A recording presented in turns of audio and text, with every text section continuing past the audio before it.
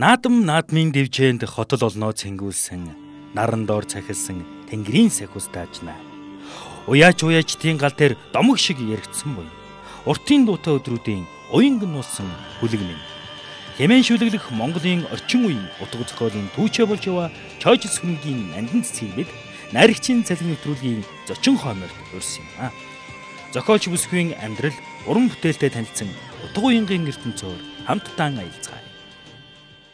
Би Ус аймгийн Цагаархан сумын угуул тэнд төрж өссөн. Бага насны Ус аймгийн Цагаархан сумын ангир нүдэн Мөндөөхөө гэж нурын хөвөнд төрж өсөж тэндээс хамаг уран бүтээл ажил амьдралын бүхий л гараагаа эхэлж байсан. Тэгээ дүүгээ соёл урлагийн сургуулийг кино жүжигийн зохиолч, утга зохиолын ажилтан гэсэн мэргэжлэр төгсөөд энэ мэргэжилтэд үнэнч уран бүтээлээ өөрийнхөө өнгө аясаар төөрөөд явж байна да. Би ер нь багаасаа л их үлгэр домог сонсож бид нар чинь бүгд л Монгол хүн чинь ээж аавынхаа бүүвэн дунд уярж багаасаа үлгэр домог их номонд ойрхон хөвгтэйсэн. Тэр утгаараа ч юм уу ер нь 5 дугаар ангиасаа л их шүлэг яруу найрагт оролдож байсан юм билээ. Одоо эргээд бодоход тэгээд тухайн үеийнхаа шүлэгнүүдийг бас ингээд эргээд харахаар бас хөөрхөн бичсэн дандаа нохоондоо зориулах ч юм уу хоньмал хөдөөний хамгийн л тэр орчин ахуудаа зориулж айгүйх бичсэн байдیں۔ Тэгээд хамгийн анх санаанаас гардгүй шүлгэн гэхээр яг багш маань үнэлж тэгж уран мөгж шүлгэнд дурлуулсан гэхээр нөгөө нэг гүнзгий жирийн гэж бидний үед айгүйх яадаг байсан. Тэгээд гүнзгий жирийнээр нь шалгалт аваад намар хуваасан чинь нөгөө намар зунжангаа амарсан хүүхэд ч хичээлээ жоохон мэдхгүй ч юм уу жирийн ангид нэг хэдэн хүүхэдтэй орсон чинь ангийнхныгаа маш их санаад тэгээд ангийнхныгаа санчаа 5 би хизээж мартахгүй шүлэг хичээд тэгээд нөгөө шүлгээ ангийнхныхаа дэвтэрд бичээд багштай уншиж өгөөд тэгээ намайг өрөвдсөн ч юм уу буцаагаад ангидаа оруулж исэн. Тэгээд нэг анхных болохоор ч тэр юм уу намайг ерөөсөө шүүмжилсэн хүн их байхгүй. Тэгээд яг л тэр ангиасаа гарсан хүүхдийн сэтгэлийн хүчлийг гаргаж авчихсан болохоор ангийнханд минь маш их таалагдаж тэрийг хэл уран зохиолын багш маань их тоож чи энийгээ цааш нь оролдоороо ном их уншаараа тэгээд монгол хэл уран зохиолын ер нь олимпиад нэг оролцдог байсан л да. Тэгээд хөрөлт тулгын тэмцээнд бас их ордог байсан.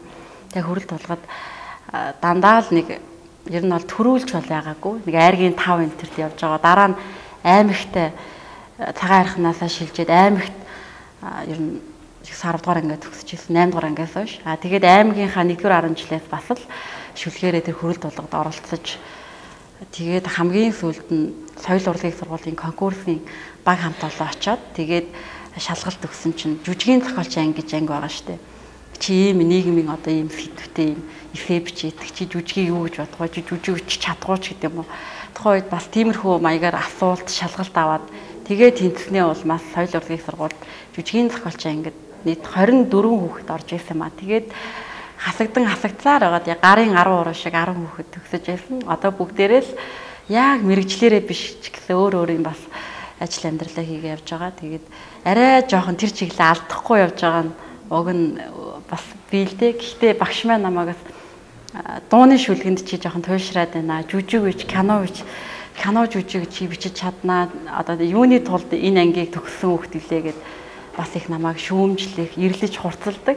Тэгээд бас мэрэгжлийн дипломыг аваад 4-5 жил сурсан юм чинь мэрэгчлэрээ бас сонгодог жүжигийн зохиол, кино зохиолтой бас нэлээ юм хийндээ ойрхон байна да гэж өөрөө бодож баримталж явдаг л да. Миний зүрх сэтгэлийн дуулал, миний зүрхнээс сэтгэлээсээ тарьж байгаа цэцэг л гэж боддог. Би өөрөө нандин цэцэг гэдэг нэртэй. Тэгээд би бас нэрмэн ч гэсэн нандин цэцэг. Тэгэхээр гандаж бөхөх ирэх байхгүйтэй адилхан. Би өөрөөсөө дотроосоо гарч байгаа тэр шүлэг найргээд эврээж бөхөөж болохгүй ямар нэгэн байдлаар тэрийг бичгэнсэн л гэж бодож байдаг.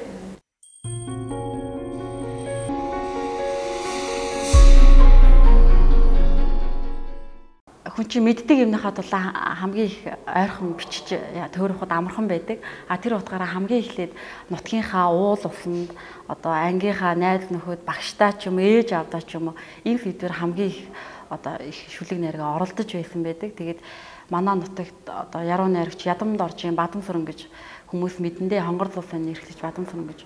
Тэр хүн сумандаа байдаг тэр жижигхэн нуурыг ангирын нүдтэй зөөрлөж ангир нүдэн мөндөөхөө гэж дууг манай нутгийн хэрн бүгд мэдэж бүгд түүнийг тарин мэд ирнэх дуулж дээдэлтгэлтэй. Тэгээд би тийм төгс одоо тийм 100% бүхэнд хүлээн зөвшөөрөгдсөн биш ч гэлээ бас нутгийнхаа тухай нэлээ хэдэн дуу шүлгээ бичиж байсан.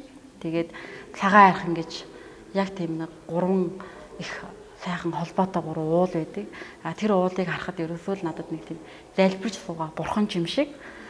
Тэгээд би хүн л тэрийг одоо нуурыг ангирын нүдтэй зөөрлсөн бол би тэр 3 уулаа бурхантаа зөөрлөх ч юм уу альваг тэгж төсөөлөн бодох төрсөлдөж одоо их бичдэг байсан. Тэгээд тэр 3 цагаан арх уулаа би залбирч заларсан бурхан шиг завилж суугаа өвгөд шиг цагаан хайрхан минь цайран харагдана. Цаг ямагт ивэж түшин мөндрийн үл шүхрлэн орших мөнхийн хөх уул миний хайрхан гэж бичижсэн бол сумынхаа тухай болохоор одод шүргэх ориглын сүү амлсан хормоод олбог дүүрэн шигаа шиг нэгэн сум байдгаа онож алдахын заяанд зөөлөн салхиараа илдсэн одод шүхрлэх харгуу цагаан хайрхан минь оршдгоо совраг уулсан хүлээхийн тавилантай суудал 3 хайрхандаа хүрээд очих минь жаргалтай бүргэд тамнах хайрхны нар хорогдсон өвөрт бүлээн сүмшиг ивэлсэн нүдэн нуур байдгаа буцах эрхийн дэнсэнд уул усаал аргадсан бурханлаг ариухан сэтгэлтэй нутгийн түмэн минь амьдардаг мэлтэс давалгаан даллахын зөнтэй мөндөөхөө нуурын хөвөөндөө дуулаад очих минь жаргалтай гих ч юм ингээд тэр нутгийнхаа уулзыг оруулаад бичнэ л дээ. Тэгээд бичгээр хүмүүс мань тэр шүлгэнийх ойрхон тэр болгон хайрын шүлэг тэр болгон бас сэтгэлгээний шүлгийг хүмүүс нэх ойшоод үлдээ. Тэгээд тэр нутгийнхан гэдэг мань хамгийн анхны сонсогч хамгийн анхны одоо хүрээлэл мань байдаг болохоор тэр шүлгүүдийг мань нутгийнхан мань их таатаа хүлээж авна. Нөгөө нэг нутгийнхаа нутагтаа очих жаргалтай шүлгээнийг бичээд өгөөч, уншаад өгөөч, тэрнийхээ тухай дууга биднэрт өгөөч гэдэг юм уу. Тиймэрхүү санал хүсэлтийг хаяа очиж явж хахад жахан хүүхдийнтэй уншиж өгөхөр их гоё санагддаг. Би бол нэг их тийм мундаг бол яруу найрагч гэж өөрийгөө нэх бодохгүй. Яруу найрагчийг би цол гэж боддог. Яруу найрагч болох гээл явж байгаа нэг тийм залуу уран бүтээлч. Яг онцлог гэх юм бол ихэвчлэн хайрын тухай дуу шүлэг байдаг. Тэр хайр нэг жоохон тийм сансан ч юм уу, хүлээсэн ч юм уу. Магадгүй зарим нь уншаад намайг ямар амар дурламтгай, ямар амар хаягддгийн ч гэдэг юм уу те. Тэр үднээс нь харж болохоор харахаарч тийм юм бичсэн байдаг. Тэр нь яагаад гэхээр мэдээж би өөрийнхөө сэтгэлийн эмзэглээс бичнэ, өрөөлийн сэтгэлийг өмсөж бичнэ. Тэгээд олон янзын үүднээс бичдэг. Тэгээд залуу хүн болохоор маш их тийм гэгэлтэн, дурлсан тийм юм бичгтээ би нэг тийм ирэмэл одоо дургуулахгүй, дурлаар татгалзахгүй гэдэг шиг тийм хайр дурлалын тухай хин нэгний шүлгийг сонсох дуртай. Өөрөө ч гэсэн тэр сэдвэр их бичих дуртай байдаг. Тэгээд ер нь бол нэг тийм хайр бол миний мөнхийн сэдв юм чинь. Угаасаа альва уран бүтээлч хайрын тухай илэрхийлээгүй, бичээгүй уран бүтээлч гэж үгүй. Түүнтэй адилхан хайрыг одоо тэр дурлалыг өөрийнхөө хэмжээнд илэрхийлээл явж байгаа. Би 10 жилдээ нэг шүлгийн бятхан ном гаргаж ирсэн. Тэрнийхээ нэрийн сэтгэл гоёлтой ээж гээд тухайн үед манай багш нараас ээж хүн гэдэг нь үнэхээр л одоо үр хүүхдийнхээ төлөө сэтгэлээрээ гоёдаг. Хамгийн гоё одоо ямар ч хүний ээж нь үр хүүхдийнхээ төлөө л байдаг. Тэр сэтгэл нь хамгийн агуу байдаг. Тэрийг чи сэтгэл гоёлтой ээж гэж ээжигээ илэрхийлж бас айгүй гоё нэргээд тэгээд тэр шүлгээрээ нэрлсэн дээр гээд нэрлж байсан л да. Тэгээд тэрүүнд маань тухайн үед хөгжмийн багш байсан их заяа гэж ихч маань ая хийгээд хамгийн анх дуутаа болж дуу гэдэг юмыг одоо дурлах тэр эхлэн тэр шүлгнээс эхэлж байсан. Тэгээд тэр шүлгээ ч гэсэн одоо ээжийн тухайн шүлэг бичгээр би 10 жил тахтаа одоо ээжигээ сэтгэл гоёлтой гэж илэрхийлж байсан байж одоо ингээд бичихээр бас арай л дутуу юм шиг илэрхийлж чадахгүй байгаа юм шиг бас санагддаг л да. Тэгэхээр уран бүтээлч эрэл хайгуул хийж өөрийгөө ялан дийлж өөр хүний бичсэн юмыг би одоо ингэж илэрхийлж байгаа чадаагүй юм бол бичээгүй юм бол гэдэг тийм гэгээ атаархал дандаа байдаг. Тэгээд өнөөдрийн хүртэл би өстөө нэг эцсийн тулд энээс өөр гарцгүй гэтэл одоо агуу хэмийг бичиж чадаж амжаагүй л яваа гэж боддог. Амжих гал явж байгаа. Тэгэхээр зүгээр бичсэн шүлгнүүд байдаг. Яг бүр сэтгэлээсээ бичсэн. Мэдээж ээж аав хадгах сэтгэлээсээ зөндөө бичин л дээ. Гэхдээ яг төгс гэж хэлэхээр бол амжаагүй л яваа. Миний аав 2009 онд өөд болж байсан. Тэгээд 2009 онд өөд болохоос өмнө би нэг найз маань аавыгаа алдчихад аавынхаа тухай найз нэг гоё дуу хэлсэн. Маа чи шүлгийн бичээд өгөхдөө би ухаарлын очиг аав минь гэж байхгүй болсон аавын тухай шүлэг бичээд тэрний намар нь тэр дуу гарсны дараа намар нь миний аав өөд болж байсан. Тэгээ бас өв бүхэн шидтэй гэдэг утгаараа би бас бичиж яхта бодгол хэрэгтэй юм байна да гэд. Тэгээ тухайн үед яг чиний аав дөрүүлээд байхгүй болсон аавын тухай нэг юм шүлэг биччихлээ гэл нэг ойшоохгүй тэр хүндээ дөрүүлээд өгчээсэн бол одоо тэр дуугаа сонсохоор аавыгаа их сандаг. Тэгээд тэр шүлэг бас илэрхийлж тухайн үед тэр хүүхдэд мань их таалагдж аавдаа дөрүүлжсэн боловч Монголынхаа бас бүхий л аав нартаа дөрүүлсэн тийм сайхан дуу бэдийн ухаарлын учиг аав гэж. Дуу гэдэг миний сэтгэлийн гүнээс их шиглэн гарч буй шүүдэр мэд ариухан зүйл юм. Шүүдэр мэд тэрл мэдрэмжээр шүлэг болгон тэрлэхдээ дуу болгон үлгийдэж явдаг хүмүүс нь хөгжмийн зохиолч дуучид байдаг гэж тэрээр хэлсэн юм. Залуу найрагчийн зохиосон чамайгаа санаа хайрыг минь хайрлаач сэтгэлд гоёлтой ээж зэрэг олон шүлэг дуу болон уянгалсан. Тиймдээш тэрээр чамайгаа санаа зомогтоо өөрийн шилдэг уран бүтээлүүдээсээ төвөрлөн багтааж үзэгч сонсогчдоо хүргэсэн юм аа. Тэгээ чамайгаа санаа шүлгийг болохоор хамгийн анх нөгөө нэг 2005 за 4-5 онд нөгөө нэг дурсамжийн дэвтэр гэж байдсан шүү дээ. Бид нэг нэгэндээ дурсгалаа юу очиад. Тэгэхэд ангийнхандаа хандсан одоо та нарыгаа мартахгүй, ангийнхныгаа мартахгүй гэсэн утгатай тийм шүлэг байсан л да. Тэр чинь зүгээрхэн та нарыгаа зөөргөө өгөхээр санандаа зүн бэлгийн совонгорч зүүдээ манан хайрландаа гэд анги хамт олон найз нөхдөө санан өгүүлсэн тийм шүлэг байсан баггүй юу. Тэгсэн чинь соёл урлагийн сургууль оюутан байхад дуучин Бадар Садын Болбаатар бүжин сарны зүүдгч цомог гаргах гээд тэгээд тэр цомгоо гаргах гэж явж байхдаа зохиолч анги хүүхдэм чинь чам гой шүлэг байвал өгөөч надаа ингээд дууны шүлэг хэрэгтэй байгаамаа гэсэн чинь тухай бичсэн байсан хэдэн шүлгээ дээр ангийнхандаа хамт чамаа та нарыгаа өгүүлнэ гэдэг шүлгээ үзүүлсэн чинь эн чинь болж байна. Гэхдээ энийгээ гоё мөнхийн сэдвтэй хайрын тухай болгоод өөрчилж болдгоо юм уу? Тэгхийн бол их гоё таалагдж байна. Тэгээд та нарыгаа гэдгийг чамаагаа олгоод ерөөсөө дуулах дууны аялгаа шиг дэндүү сайхан та нарыгаа гэдгийг дэндүү сайхан чамаагаа олгоод өөрчлөгд нэг надад хялбар байсан л да. Тэгээд шүлгээ өгч явуулчаад буны амралт тавилаа. Хөдөө явлаа. Цонжонгаа усад ээж агаад намар нь ирсэн чинь Бадар Садын Болбаатар цомгоо гаргасан энэ төр гээл энэ тэнгээр FM араад байгаа дуун яваад тэгэл цомог энэ төр худалдаалагдж байгаа гэд хайгаад нөгөө шүлгээ харсан чинь миний шүлгээгээрээс байхгүй наа харагдахгүй.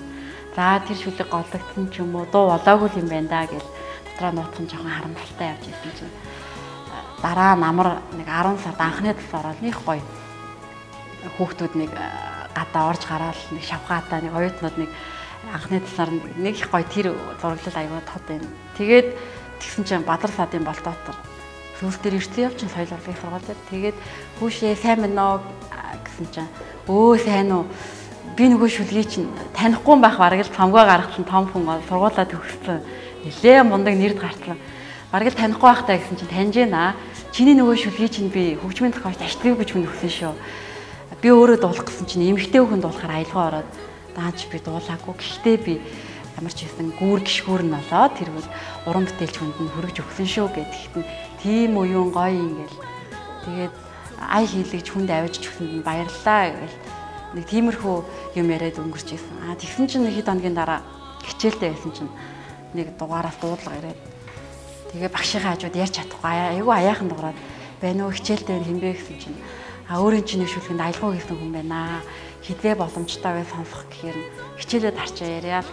Тэгээ хичээлээ тарчаа ярьсан чинь та тэгвэл юу 4 зам дээр ирээд сонсцохоо алтай айлын өрөвт дээр ирээд сонсч олноо гэдیں۔ Тэгэхээр сургуулийнхаа яг зам гараад бид нэг оюутны отхон арсантаа гүрэн жишээ гэрлэгөө явна л да. 4 зам тухайн үед айгүй ойрхон санагдаад 14 зам баг байд гэдгийг ч анзаарсан юмгүй. Шууд тэр чиглэлдээ таксиар явсан чинь яг хаана юм бэ 4 зам гэсэн чинь үгүй 14 зам ш. Тэгээд би баахан бүдэлж буруу такси яриад оюутан байсныг хэлэв.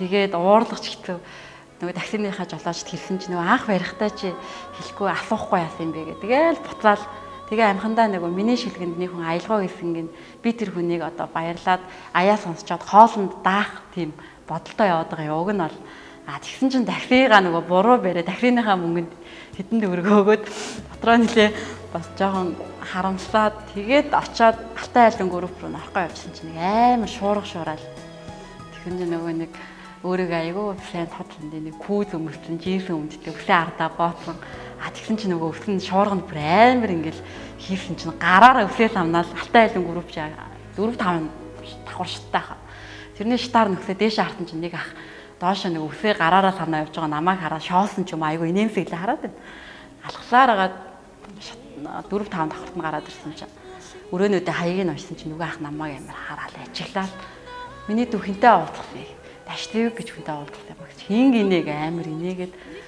лавлж асуухаар нь даштэв гэж хүн намайг дуудсан юм аа өрөө хаана нэт юм бол гэсэн чинь би байна өө та юм уу гэж амар та гэж надад яриадсан баггүй тэгэхээр би одоо та гэхээр нөгөө хүн мэн яг гоо танихгүй хүнээ хүндлээ та гэд би болохоор надаас дүүч гэдэг ойлголттой байсан юм уу ямар ч хэсэн тийм том настай хүн байна гэж бодоагүй л те тэгсэн чинь нөгөө хүн чинь би яах гэсэн юм намайг хэрнээ ай сонсоод гэсэн юм аа миний шүлгэнд аялгаа хийсэн гэдэг чи нандин цэцэг юм уу гэд тийм гэсэн чинь чи юм уу гэд намайг бүр амар шоолоод тийм ингээл амар нэг амар загнуулсан хөөхт шиг хэсэг ингээл тонгоогоол гар ороогоо оролдоод багсан чи өө за хатаа хүн би энэчнээс нэг юм хөвлөж байгаагаа аваа гараад ирээ тэгээ хоёлаа машинд ор сонсноо гэд тэгээ гараад сонсох гээд машин сонсох гараад ирсэн чинь тэр ахын машиныхын толийг хулгай аваа авсан юм аа их хөвчлөлтэй хүүшээ энэ машины толь хулгай авчиж тэгээд хулгайчийг нь олоод баян зүрхийн члүүдээ ямар ч хэлээ цагдаагийн газар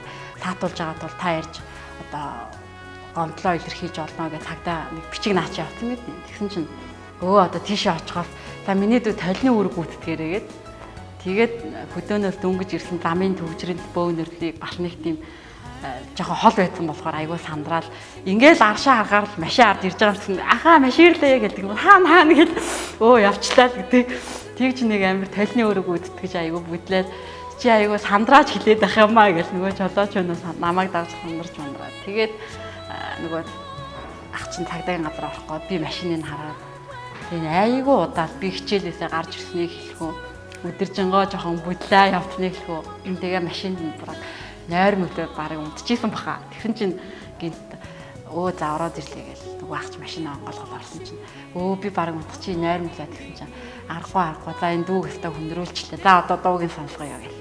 Тэгээ сонсгосон чи эргэтэй хүн нөгөө нэг өөрийнхөө хоолоогоор нь утсан дээрээ лүү CD-н дээр хураасан билүү. Бичтэй юм сонсгосон чинь нөгөө нэг панограм нь хийдэггүй зүгээр л нэг төгөлдөр хуур дээр дуулсан чинь нэг тийм гой санагдаагүй. Тэгэл айгүй гой дуу сонсно гэдэг эмоттойгүйгээд очоод сонсон болохоор тэр юм уу ядарсан болохоор тэр юм уу дуу бол нэг сайн таалагдаагүй. Тэгээ энэ юм уу гэсэн чинь яасан маасан гой дуу байна өө гэж нэг дурамчхан гэсэн чинь за миний доо одоо энэ дууга хинээр дуулуулъя гэж бодож байна гэдэг. Тэгэхээр та өөрөө л мэдэхгүй дөө гэсэн чинь барыг дуулуулахгүй ч үсээ яах вэ гэдэг нөхгүй юу. Аян жоохон таалагдах байгаа юм шиг дээ. Тэр би ч амааг монгол хэл уран зохиолын багш ч юм уу нэг тийм нэлийн хичээл насны тийм хүн байдаг байх гэж намайг ботсон гинэлтэй шүлгийг уншаад одоо нэг л тийм амьдрал үдсэн нэлээ их хайр сэтгэл гүн гүнзгий ойлгоцсон тэгээд залгасан чинь хичээлтэй байна гэж тасалж маслаад харна за энэ хүн чинь нэг багш хүн байд юм байна энэ төр гэсэн ойлголттой байсан чинь нэг жахаа өсөө бооцоо жоохон годгор охин ороод ирэхээр гайхаад тэгээд яагаад ийм айгүй хайрын тухай шүлгийг жоохон юм гэж бичсэн ингээд тэгээ би уг нь чинь ангийнхандаа дээрүүлсэн одоо та нартаа гэж та нарыгаа санамж гэдэг юм уу тийм шүлэг ярьсан гэсэн чинь тийм үү тэгээд гоё юм те тэгээд ингээд дуу олчдаг одоо панограм нь гарахаар нь чи ир сонсороо 7 хоногийн дараа панограм нь гарчин тэгэхээр чи сонсороо гэд тэгээд за гэд тэгээд явж исэн тэгээд 7 хоногийн дараа панограм сонсно гэдгийг сонсоод өнгөрсөн нэг их ойшоосон ч хөө дуу нэг гоё дуу сонсно гэдэг эмоц маань жоохон унаад тэгээ явсан чинь 7 хоногийн дараа утастаа орсон чинь дахиад нөгөө хүн чинь за юу яатсан шүү. Панограм гарцсан. Одоо нөгөө дуучин чинь юу яасан. Инх тул гавьяд сонирхуулсан чинь дуулнаа гэсэн. Тэгээд ганц хоёр бадаг нэмэх хүү бол жоохон богинохон болчиход байна мэн гэдэг. Тэгээ панограм нэвтүүд дээр нь очиж сонсон чинь одоо энэ баясгалангийн манаграа амар гоё ингээд нэг л гоё тийм уянгын аягүй гоё. Тэгээд сонсонгуудаа ийм гоё аяа гэсэн юм уу гэсэн чинь одоо л ойлгоод байгаа юм уу гээ. Би анхан энэ аяыг ойлгож ийм гоё дуу гэж мэдээгүй шүү дээ. Энийг баясгалангаар дуулуулъя гэсэн чинь чи баг хүнээр дуулахгүй ч байсан яах вэ гэхээр би өөрөө мэдээд их цул гавьяат сонирхуулсан чинь ингээд дуулахад одоо баг мөгөө чийжлээ бэлдсэн шүү дээ.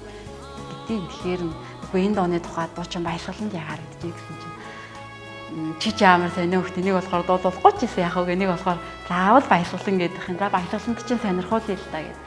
Тэгээд тушаалаад тэгээ баясгаланд үзүүлсэн чинь ер сонсчод өө энэ яг миний характерыг гаргасан миний дуу мөн бэ дуулъя гэсэн. Тэгээ хоолоонд ороод нэлээд бичлэг нь гацсны дараа би баясгалантаа намайг танилцуулж уулзалж ирсэн л та. Тэгээ анх тэр дуу маань бүтчихэд тэгээд аштрыг ах маань би мэдгүй л байсан болохоор хайрын гэгээн бороо сэтгэлээс ирсэн хайр нүдэн хайр маш их хийт гоё дуу хийсэн хүмүүс юм билээ шүүдэр төвсөн бүсгүн. Тэгээд хайрын гэгээн бороо тоглолтоо хийгээ тэрний дараа хүлээ авалсанд нь бид нэрийг өрөөд тэгсэн чинь их цул гавьяаттай анх удаа нэг танхимд хүлээ авалтанд ороод тэгсэн чинь тухайн одоо уран бүтээлчтэй танилцуулаад ширээгээр зураг авахулсан чинь энэ нөгөө чамаагаа самдууны баясгалангийн шүлгийг бичсэн охин гэж тэгсэн чинь тэндээс их цул гавьяат ирээд би дуулах гэсэн чинь автор нь зөвшөөрөхгүй байна гэдээ авцсан чинь чи байсан юм уу их нь муу сайн ч гэсэн Монгол улсын гавьяа жижиг чи их цул штэ гэд надаа айгүйх хайжсэн тэгтэн та ингээд тоогоо дуулах гэсэн бол үнэхээр их баярлалаа тэгээд таны дууг багаасаа их сонсож их одоо урлагт дуу сонирхолтой болоход мэдээж таны дуугаар ингэж хүмүүжиж дурлж ирсэн. Та тэр дууг дуулах гэсэн даа үнэхээр гоё. Яг тэр дууг болохоор баясгалан ягаа ч юм таалагдаад гэсэн чинь яг л өөрийнхөө тэр хоолоогоор их цул гавьяат нь энэ дууг би дуулаагүй ч гэсэн тухайн үедээ хоолоонд орохоо бэлтжижсэн болохоор цайгаа чанахтаач тоосоос оруулахтаач одоо эмэгтэй хүн гэрээ идэхтэй хүн гэрээ ажиллаа хийх болгонд энэ дуу аманд аялагдаад зүгээр чамаагаа гэл надад бүр аялж өгöd би энэ дуу гэж ингээ бэлдсэн байсан шүү дээ гэж тэгжсэн. Тэгээд маш баярлалаа тантай тэгвэл дараа нь өөр гоё дуу хийж олно гэж үгүй ээ тэр дуугаа өгөөгүй хүнтэй би дуу хийхгүй гэд надыг аягүй хүн болгон л аягүй хөөхөрдөл ийм жоох юм байж гээд тухайн үед би нэгдүгээр курсын оюутан байсан л та. Тэгээд энэ дуу маань төрөө чамаагаа санагаа баясгалангийн дуу гарчлаа гээл ангийнхан байн сонсоол дуулаач ангийнхан сонсоол тэгсний дараа нэг хэсэг бол борооны дараах мөөг шиг манай дуулаач ангийнхан надад шүлэг нэхэж би тэгээд цонхны давтан дээр бичин тэгээд ангидаа бичин зарим нь цайны газар одоо манай сүс яаж 7 хаа гэд хоош орно тэнцээ их бүгдээр орно чи хоошоор иртэл одоо энэ сэдвэр ингээ биччихээ гэд би ч их мангар хямдхан тэгээд хоош оронд нь хоолтаад бичижсэн шүлэг зөндөө идэв тэгээд тэр нь бас айгүйх олон гоё дуу болсон тийм гоё хөвчлөлтөө тэгээд тэр дуу маань их булган сүлдээ тэрнээс хойш их олон гоё дууны шүлэг бичих сэтэл төрж олон гоё уран бүтээж надад шүлэг асууж байсан их бэлгшээлтэй тэр дундаа хайртай.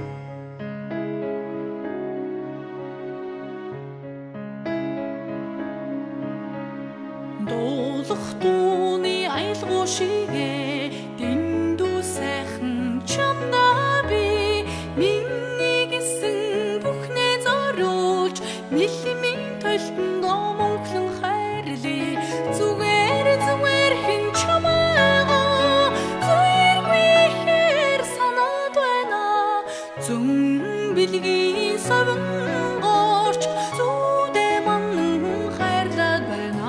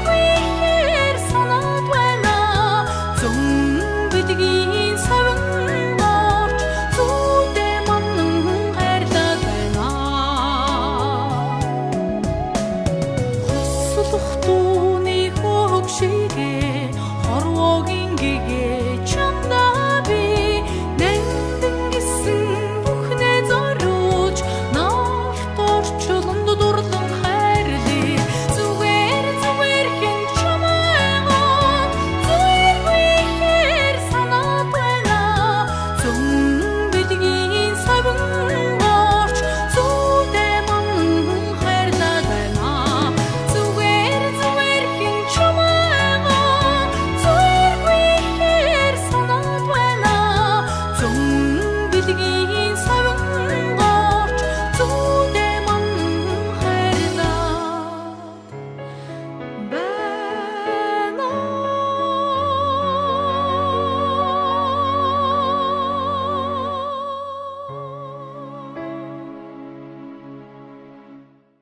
Тэгээ их хэл гэдэг маань их яруу танцлаг одоо монгол хүний монгол хэлний онцлог бол маш гайхалтай. Тэр үгийн их баялагтай, нэг үг гэхэд маш олон утгатай, тэр үгнүүдийн донжийг тааруулж альвааг бичнэ гэдэг бол бас их ур чадвар, мэдрэмжийн асуудал. Тэр утгаараа ч монгол хэлийг гадаад хүмүүс сурахад их хэцүү байдаг гэж ярьдаг шүү дээ.